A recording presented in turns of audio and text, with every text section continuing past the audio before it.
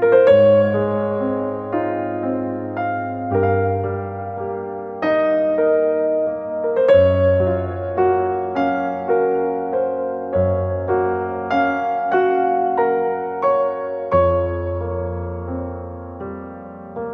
saudara sekalian, kita masih bertemu untuk sesi ini.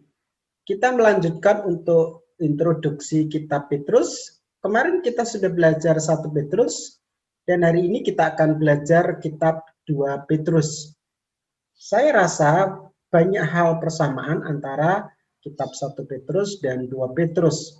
Oleh karena itu bagian-bagian ini nanti kita akan lihat untuk bagian yang sudah dibahas.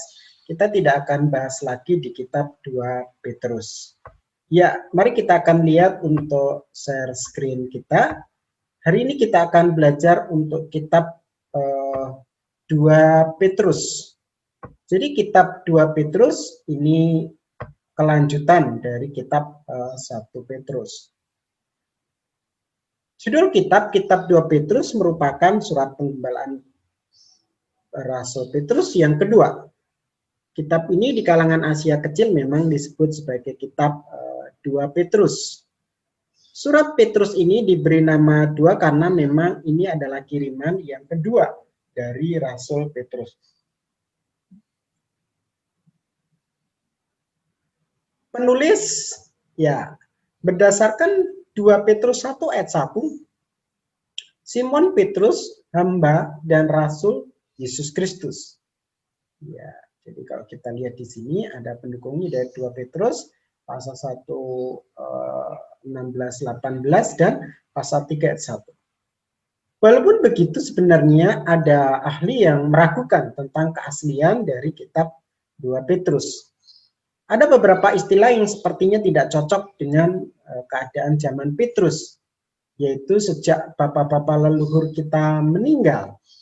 Ini ungkapan. Nah, ini sepertinya merujuk pada kitab-kitab setelah para, boleh dibilang itu para rasul ya.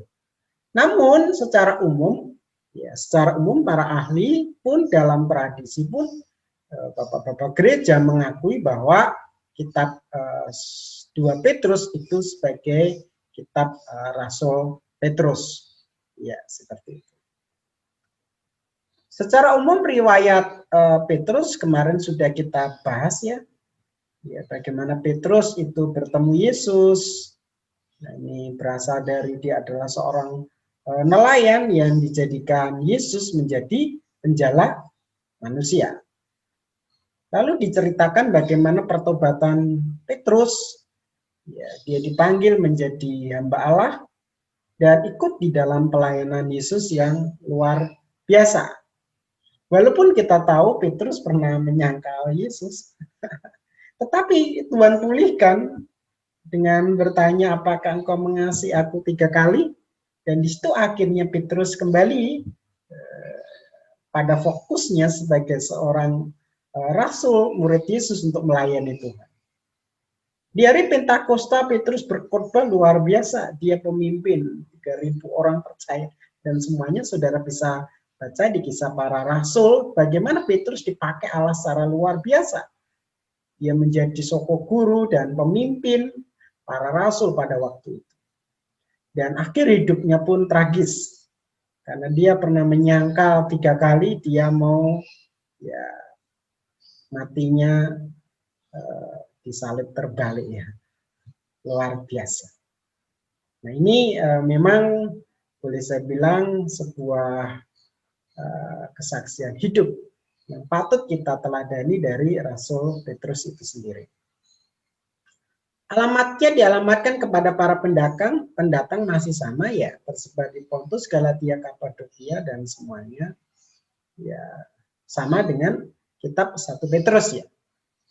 Ya, jadi ini memang secara umum masih sama untuk alamatnya.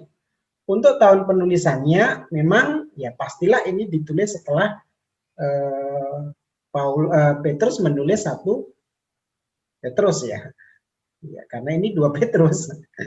Kitab ini ditulis Petrus setelah menulis 1 kan, pada saat terjadi penganiayaan besar dialami oleh orang Kristen dan semuanya penuh penganiayaan Petrus pun dan akhirnya mati syahid di sana. Dia memang kalau kita lihat kitab 1 Petrus ditulis sekitar 64, ini berarti setelahnya yaitu 65 Masehi. Ya, seperti itu. Bagaimana latar belakangnya? Memang pada waktu itu setelah jemaat banyak menghadapi penganiayaan dari para penguasa, dan juga ini yang menarik itu tantangan dari pengajar-pengajar sesat. Di mana para pengajar sesat banyak mempengaruhi jemaat sehingga kerohanian jemaat merosot. Oleh karena itu Petrus menulis surat ini untuk memberi nasihat dan peringatan kepada mereka, supaya tetap di dalam kesetiaannya kepada iman, kepada Tuhan dan semuanya ya. Memang ini merupakan kelanjutan dari kitab 1 Petrus.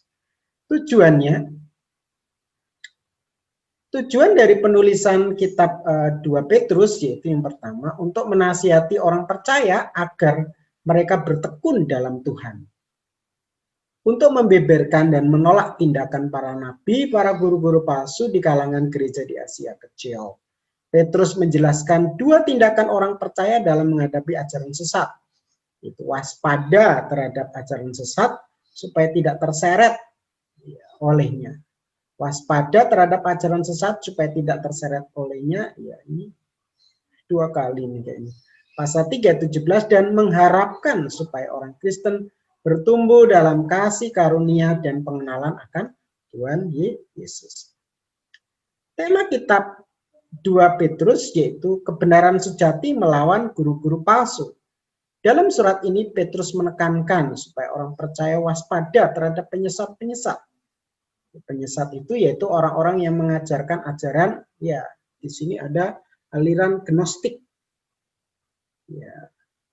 Akibat ajaran gnostik ini yaitu cara hidup dikuasai oleh hawa nafsu. Gnostik ini kan sebuah aliran, gnostik pikiran, lebih mengutamakan rasio ya. Nah, latar belakang sudah, tujuan sudah, tema. Oh, mereka mengucapkan kata-kata yang congkak di gnostik. Mereka adalah orang yang kikir serakah. Mereka suka menghujat kebenaran. Mereka menyangkal ya, kedatangan Tuhan yang kedua kali. Mari kita akan lihat untuk analisa kitab ini. Yang pertama, pasal 1 menekankan bahwa hanya pengenalan akan Allah dan akan Yesus dapat membendung bahaya kesesatan. Dengan mengenal Allah, maka iman orang percaya bertumbuh dan menjadi kuat. Ada 2 bahaya yang ditekankan oleh pasal 1.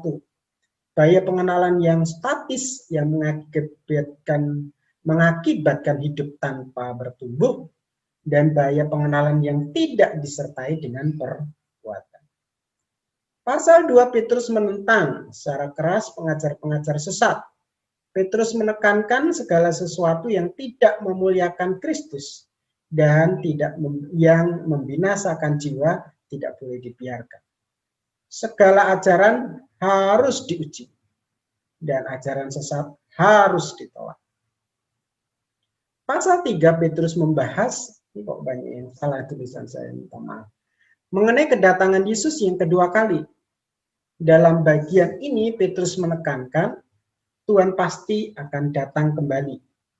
Oleh karena itu bersiap sedialah menyambutnya. Bahkan di sini diberi gambaran bahwa hari Tuhan akan tiba seperti pencuri. 2 Petrus pasal 3, 8-18. Di hadapan Tuhan, 1 hari sama dengan 1000 tahun. Dan 1000 tahun sama seperti 1 hari. 2 Petrus pasal 3, ayat 8. Dalam menanti kedatangan Tuhan, sikap orang Kristen menantikan dan mempercepat kedatangan Tuhan dengan ambil bagian dalam pelayanan misi, pemberitaan Injil. Hal lain yang terdapat dalam surat ini yaitu tekankan mengenai pengenalan yang benar dan pengharapan yang pasti. Pengenalan yang benar adalah dasar untuk pengajaran yang benar, yang senantiasa bertalian dengan kehidupan yang suci. Ada 7 sifat ilahi yang dijelaskan dalam pasal 1 ayat 5-11. Apa itu? Kebajikan, pengetahuan, penguasaan diri, ketekunan, kesalehan kasih, dan saudara-saudara, kasih akan saudara-saudara, dan kasih kepada semua orang. Persamaan antara 2 Petrus dan Yudas. 2 Petrus berisi peringatan supaya pembaca tidak menjadi sesat, sedang kitab Yudas bersifat mengingatkan jemaat yang tersesat. Kedua kitab bersifat menentang ajaran sesat. Ya. Selanjutnya yaitu ciri khas kitab. Surat ini berisi pernyataan yang kuat tentang keilhaman, keterandalan, dan kekuasaan Alkitab. Surat 2 Petrus ini banyak mengecam guru-guru palsu. Pasal 3 merupakan pasal PB yang agung yang menjelaskan tentang kedatangan Yesus. Dalam surat ini, hal pengenalan akan Kristus diuraikan secara jelas. Selain itu, surat ini juga menguraikan tentang kebinasaan orang yang murtad terhadap Allah. Terakhir, garis besar 2 Petrus ini yaitu kata pendahuluan pasal 1 ayat 1-2 bertumbuh dalam pengenalan akan Allah, berakar di dalam kebenaran, tentang pengajar-pengajar sesat, tentang kedatangan Tuhan yang kedua kali, dan terakhir adalah penutup. Ya, saya rasa ini yang bisa saya sampaikan terkait dengan introduksi kitab 2 Petrus. Terima kasih banyak, Tuhan Yesus memberkati.